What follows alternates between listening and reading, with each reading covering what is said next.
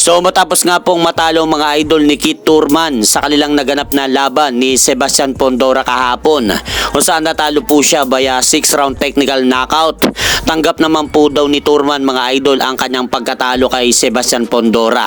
Yun nga lang ay inirereklamo ni Thurman ay yung late stoppage na ginawa ng referee, dahil kaya pa naman daw niyang ipagpatuloy ang laban dahil hindi naman daw siya na knockout ni Sebastian Pondora, dahil kitang-kita naman daw nasa post-fight interview pa rin siya at nagsasalita sa kanilang harapan ngayon.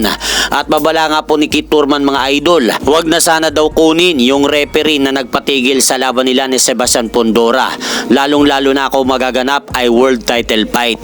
Dahil kung babalikan daw natin sa laban ng Eric Morales versus Marcos Maidana, makikita daw natin doon na halos malala pa daw ang natamong pamamaga ng mata ni Eric Morales, pero hindi daw ipinatigil ng referee ang laban ng dalawa. Kaya sabi ni Keith Thurman sa post-fight interview nito kahapon, masama lang daw ang loob niya sa referee sa maagang paghinto nito ng laban nila ni Sebastian Pondora. Dahil sa tingin daw ni Keith Thurman mga idol, kaya niyang talunin sa mga susunod na round si Sebastian Pondora kung hindi lang daw itinigil ng referee sa round 6 ang laban nila. So sang-ayon po ba kayo mga idol sa sinabi ni Keith Thurman na dapat hindi muna itinigil sa round 6 ang laban nila ni Sebastian Pondora kahapon?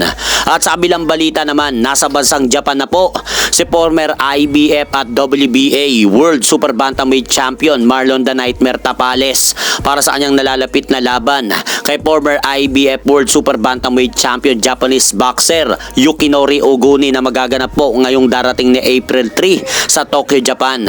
Dahil ilang araw na lang po mga idol at magaganap na ang laban ni Marlon Tapales kontra kay Yukinori Oguni. Kaya suportahan po natin mga idol ang ating pambato na makuha po nito ang panalo sa bansang Japan.